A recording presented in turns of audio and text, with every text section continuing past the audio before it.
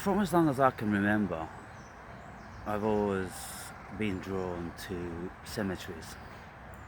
And when I travel to other countries, if I ever catch a glimpse of one, then I have to go and spend some time there and look around, observe how they do this burying ritual, in what sort of sepulture or grave, tomb. It varies, around the world. When I was living in Portugal, the Portuguese build marble houses, and they put the coffins on shelves within these, and I'm wondering what happens to the body. Is the coffin like lined with steel or something, and when all the body putrefies, what happens to it? It sounds gross, but the sarcophagus, the coffin, are in these marble houses, and there is often 6 to a house. And I don't know whether, if there's any Portuguese guys or any of you know anything about that, whether the coffin is just a box and it's just an idea, but the body has been cremated and maybe the ashes are just in the coffin. That sounds like it's more reasonable. But it's still a very morbid affair to keep the carcass, or the casket rather, the casket on display. And within these houses, there's little doors on them and glass windows, and there's invariably a lock and a key, and you go in there and there's a crucifix there, maybe a picture of Jesus, and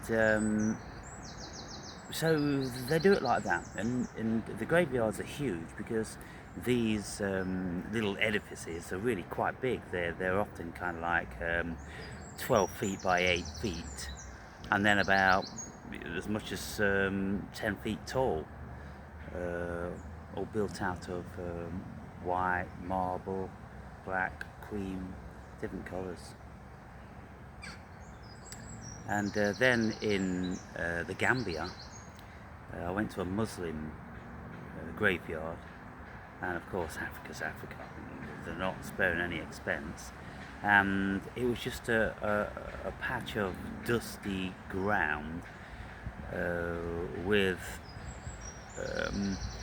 hollows where the soil and the graves have sunk. There's no tombstones or anything like that. And I was speaking to this Gambian African guy, and I'm saying, well, what's the deal here? Where's the tombstones and things like that? And they're saying, well, we Muslims, we don't, do it like that. And in actual fact, once a grave becomes X amount of years old, then there's nothing sacred about it anymore. And if we're running short of burial ground, then we'll dig up that grave, bones and all, and put another body in it and fill it back in. They're saying because the spirit is already gone, and that's just bones. Yeah, I'm with that. And then whenever I used to get altercations in here, just because I sat here in my shorts without a shirt on, and idiots would level at me that I've got no respect and I'm disgusting, this, that and the other. And you can get into a whole debate about this shit.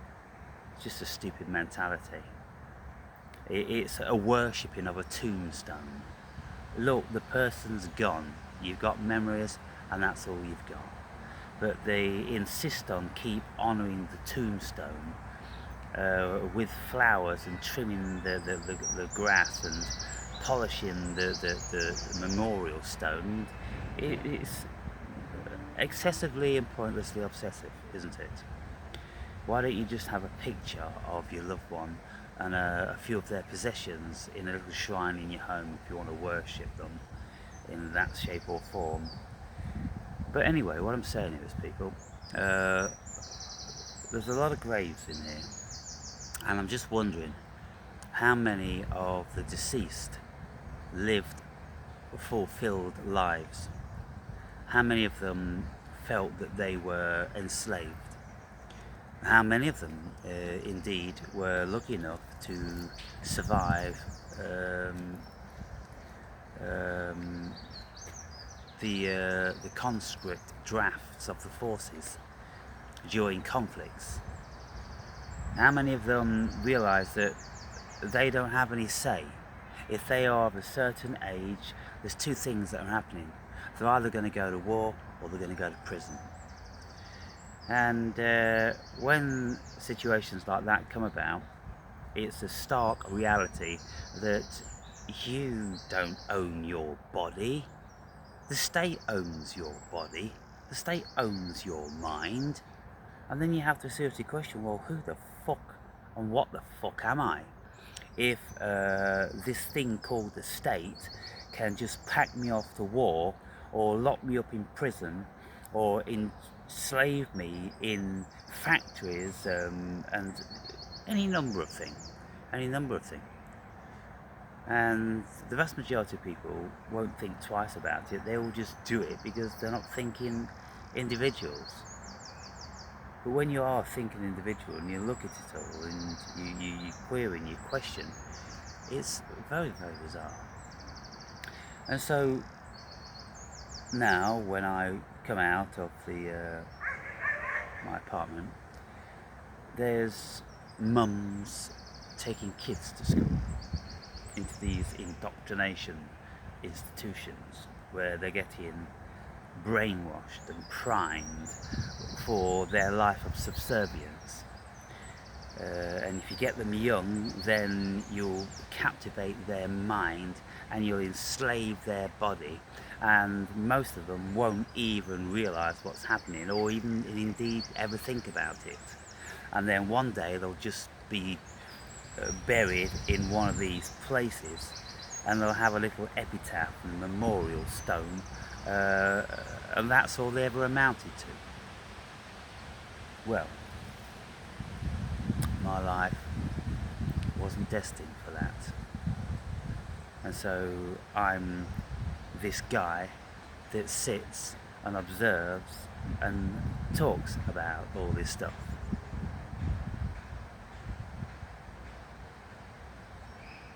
How many of you would consider that you have even any degree of freedom? You see, if you have a vocation and you're married and you have a mortgage and all these things, you're bound, aren't you?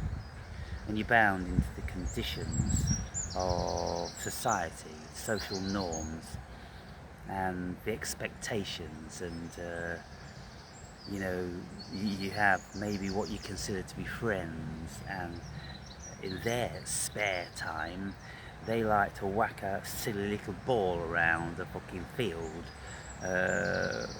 or something of that nature.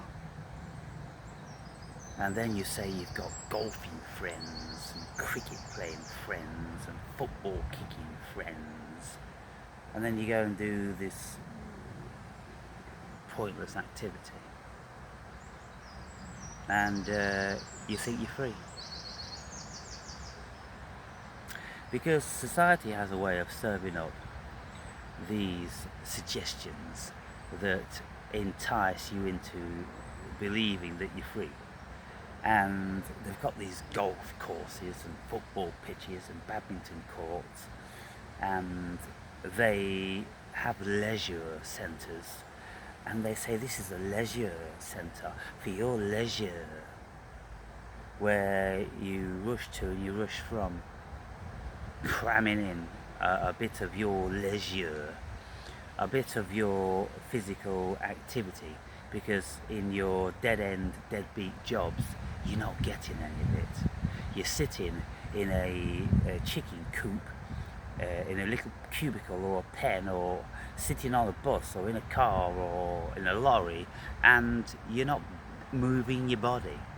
So then they create leisure centres for your leisure and your pleasure. And it's pathetic. It's all pathetic, people. So how many of you come into that pathetic category? You go to these dumbass cubicles on an office floor and you see the same old plebs just becoming more and more dejected and more obese and more bored and more lifeless. And then you talk about what was on telly, and you think what's being told to you on telly is what's happening in the world, and you think that is the world. I had a very silly friend who's just a normal Joe many years ago in Bulgaria, and he always used to be tuning in to the news first thing in the morning and listening with such intensity. And I said to him, what the fuck are you doing? I'm listening to the news. I'm like, why do you listen to that bullshit? And he's like, oh, because I want to know what's going on in the world, Aaron. As if I was the idiot. When I said to him, do you think from listening to that each morning, like for an hour, you have any fucking idea about what's going on in the world?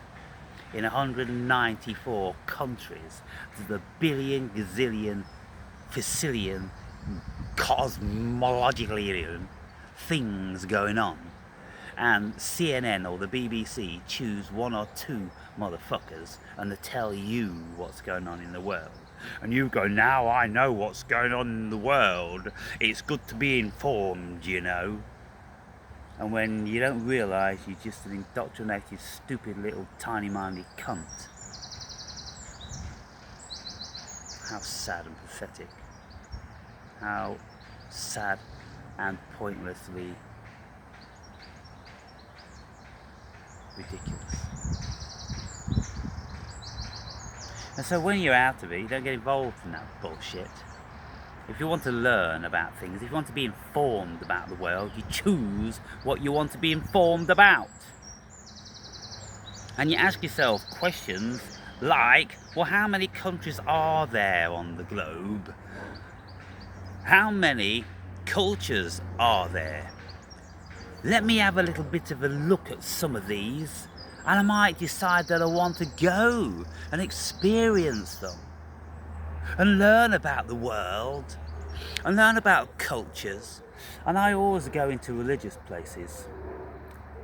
Given the opportunity, I'll go into a mosque, I'll go into cathedrals and churches and temples of whatever variety. I've been to lots of Buddhist temples and things like that. And I look at the symbolism, I look at the indoctrination, I look at what the people do, and I just observe the foolishness and the ridiculous nature of it. And again, it's pathetic on so many levels. So, in my life, I've read authors like Albert Camus. And I've got several books of his at this moment in time, and I've just watched what was probably his most renowned book, the movie called The Stranger. And this stranger is this guy, what nationality is he? He's like Italian or Spanish, and he's living in Morocco, mid-40s, that sort of time, and he can't see any point or purpose about anything, whether he lives or dies, whether he gets married, whether he has kids, or anything like that. He's just like, what of it? He looks around and he sees the shower of shit called the human being and all their pathetic shenanigans, and it's like, what the fuck? And then you've got people like Jean-Paul Sartre, writing books like Down and Out in London, and all these varying, dull, pensive insights, where he just sits in a boring cafe smoking cigarettes incessantly. Again about the same period, 1940s. Then you got people like Nietzsche, human or too human, and thus spake Zarathustra, looking at the ridiculousness of the human being. Until we become realised, until we open up our consciousness, and then we decide what we want to do. We're not moved, we're not manipulated, we're not indoctrinated, we're not propagandized. We've got thinking, independent minds, and we look at the world and ask ourselves what parts of it we want to engage with. And if you're anything like me, then you will have travelled many places on the world and done many things, and experienced and seen and got involved with a whole bunch of stuff. And then you could say that you've lived and you've experienced and you've seen some stuff. But then, like I said to my therapist, you can't help but be tainted by life's experience. You can't help really observing your fellow man with considerable scorn due to their ignorance and stupidity and their cowardice. You can't help but do that. And then where does that leave you? It leaves you sitting on a bench in a graveyard, looking around at the sad, pathetic turds which are entombed in the ground.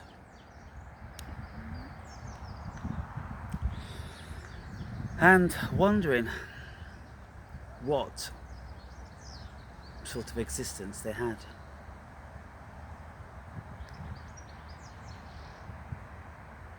And my therapist,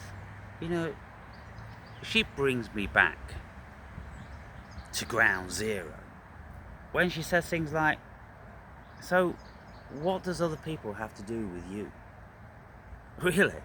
What does other people have to do with you? And I'm like, well, of course I'm a self-reflecting and an observing spark of consciousness, and we're all supposed to be one. It's supposed to be one. And so I'm looking at myself. I'm just looking at different facets of myself. I'm looking at the unrealized facets of myself, and probably gloating and thinking, thank fuck that I at least have a modicum of self-realization, which allows me to step outside of the unconscious bubble which they exist within. And so she said, well, what are these parts feeling? What do these parts want? And I'm like, well, of course there's a whole myriad of parts. There are... I'm just looking at a new variety of bird I haven't seen. There's all different sorts of parts. And with me, of course, is the pensive part. There's the philosophical part. There's the metaphysical, the existential, the ontological, the psychological, the spiritual. There's the physical. There's a whole bunch of stuff. When you're a complex individual, there's a whole bunch of stuff going on. And so, of course, you have these thoughts. And everywhere you go, you notice things. And you enter into monologues, dialogues with yourselves about them. And then you engage the parts.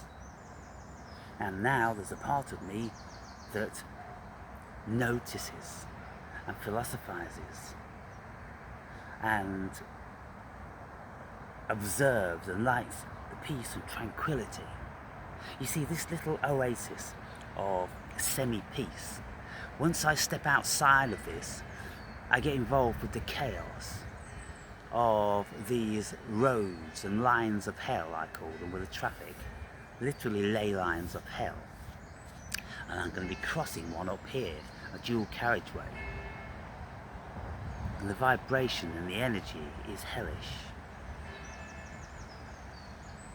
And then I'll pass over it into a tunnel of green, and slowly the sound and the buffering of that horrible vibration will be dissipating in the distance behind me. And as I'll be heading to a few seconds of semi-peace before I come to another one of those ley lines from hell. And so I'm going to the supermarket, and it's a beautiful day, and it's 9 AM. And well, I'll make another video about something else, but suffice for this one. The question is, are you living a fulfilled life? I'm all speaking about my self-actualization, my self-realization, how I have become, as much as anyone can be, free. I'm a free man, and my energy and my power and my consciousness are unencumbered. I don't have to do anything or be anywhere. I'm in this no man's land, and I guess that's why I'm attracted to these places, because it's no man's land. Just filled with bones, with effigies and memories and reminders of lives that weren't lived, selves that weren't realized. And for me, I guess there's an aura of pity. It's pitiable.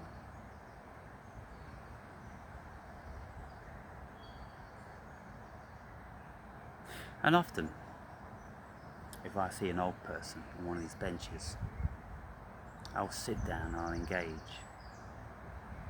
and I will ask them what their thoughts are on death, seemingly as they're so close to it. And 99% tell me that they don't really think about it. They haven't thought about it. And then I say, well, what about when you die? Do you think there's something else? No, I don't know. There was one little old woman I used to speak to, and she told me that, oh, she's going to heaven, and she's going to be with Jesus. And I said, are you sure about that? Oh yes, I talked to him. Okay.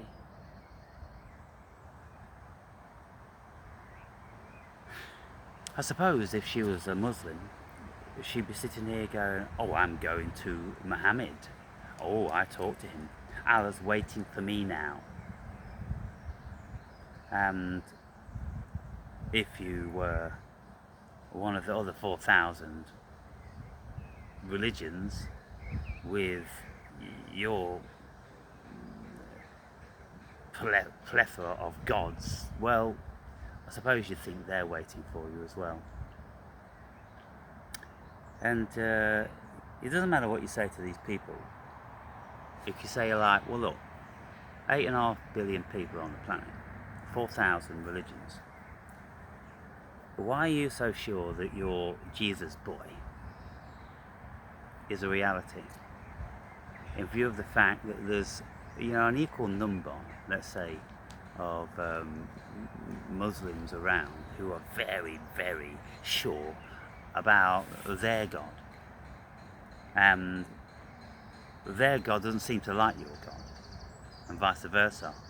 And that's why there's been these wars going on forever between the Christians and the Muslims. And so you would think then that their gods don't like each other because they're jealous and they're envious, and the warlords and all that variety of thing. And then you look at it and you start to rationalise it a bit, and you say, well, they're not really that loving and heavenly, are they? It's kind of like they're warlords, really. And if they weren't warlords, then you would think they would have drawn a truce with each other and joined an amalgamation and said to the world, look, we're all facets of God.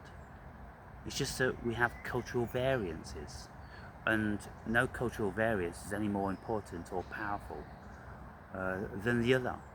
And so just bear in mind that when you're worshipping one, you're worshipping them all. But it doesn't work like that, does it? People are filled with hate and fear and xenophobia and a billion other things. And so their minds are captivated and imprisoned, and the beginnings of this system is just over that hedgerow there, where there's a primary school, and they're getting them young, and every day they're telling them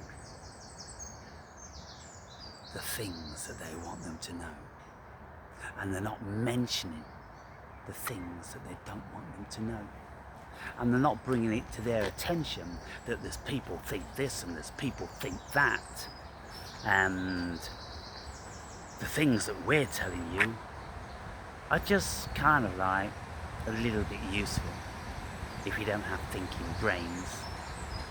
Because if we learn you your ABCs and your 1, 2, 3s, then we can use you, and you can put hand to mouth throughout your life if you know your ABCs and your 1, 2, 3s.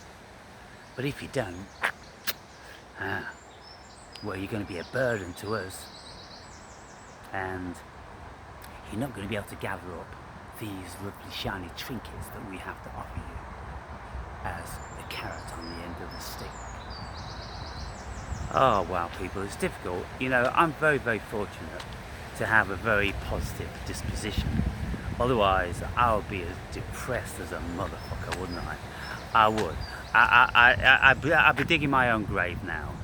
I'd have soil under my nails and I'd be scratching feverishly at the ground, just trying to dig a hole that I can just fall into. When you look at this shitfest, oh boy, people. But then, you see, if you're a free man, then you can just observe all the wonderful things, like I'm going to do that now. I'm coming out of this disposition. It was just a persona, it was just a delivery method, and it was befitting to the area, you see. This is how I work. And so now I walk out of this graveyard, this arena of tombs and what can you say, a constant reminder of failed lives. You know, I don't know for sure.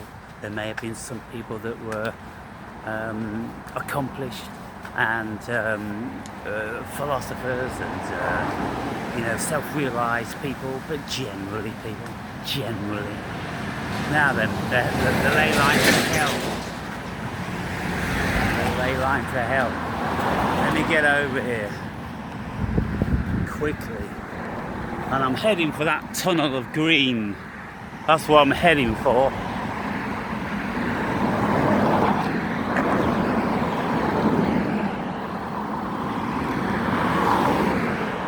Oh dear, where are you all going? What are you all doing? Have you got any idea? Any idea that this is your life passing before your very eyes?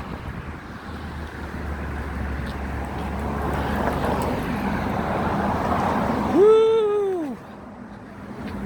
Oh, look at this. Oh, You know, there's so many metaphors to be derived. And now as that drone and that hellish vibration diminishes behind me, I'm heading towards the light at the end of this tunnel. And there's peace. And it's all draped with ecstasy. And the natural world is free. And it's just doing what it does, and it's enjoying itself. It's absolutely loving it. And it's in full foliage and bloom, and it's just dancing gently in the wind and flickering and absorbing, and it's giving off oxygen and it's breathing in carbon dioxide and feeding other life forms on this planet in this miracle. This miracle, people. It's a miracle. You gotta wake up to the miracle. You gotta wake up to the miracle. And, you know, 5 miles away there's a city with high-rise offices, and they're all going to be full of these sheeple. And they're going to be picking up the phones. Oh, hello, so-and-so enterprises. Oh, yes, okay, let me put you through. And that's what they're doing all day long. And I don't think they think about doing anything else. I don't know whether they have a desire to do anything else, except they have a desire for 2 weeks, once a year, and they book this sunshine holiday, and we're going on holiday, and they sit there and they're dreaming about their holiday, and they speak about, oh, it's 6 months my holiday, it's 5 months my holiday, oh, we've booked our holiday, oh, we're going with some friends and some family, and oh dear, and then within a wink of an eye it's all over again. And then, oh yes, we think we're going to go back there again, it was a really nice holiday. And then they have a bit of a tan, and it's all been worthwhile.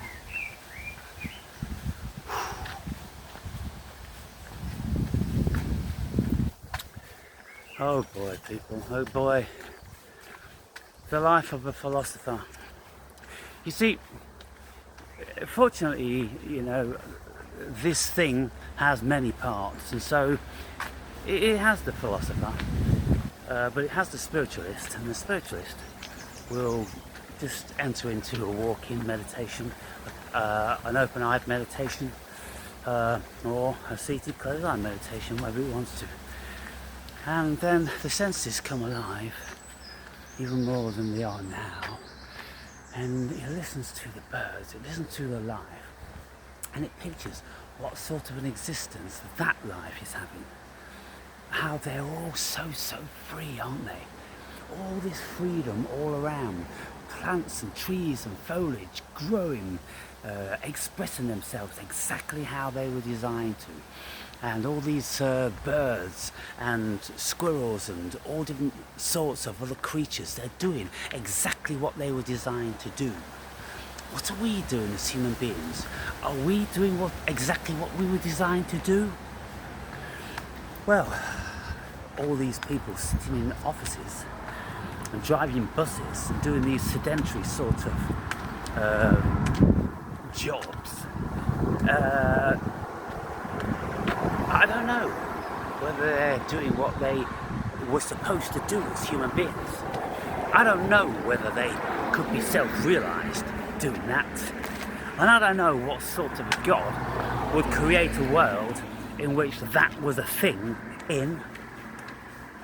You would have thought that God would have created a world whereby we are using our bodies and we are doing many of the things that we once were equipped to do. Travelling a great deal, working with our hands, and building and lifting and creating and lots of varying things like that. But we're becoming more and more sedentary as now the new God is taking over. So if you look at it like that, you could say, well, there was a God on this world, or there was lots of gods, and they've always been competing. And it's just like Roman mythology or Greek mythology, any mythology, Egyptian mythology. There's always been these gods which were competing with each other. And so now we've got another one emerging. And it's the one that comes out of silica, out of minerals. And it's this information, this zeros and ones, these bytes which can be kind of like injected.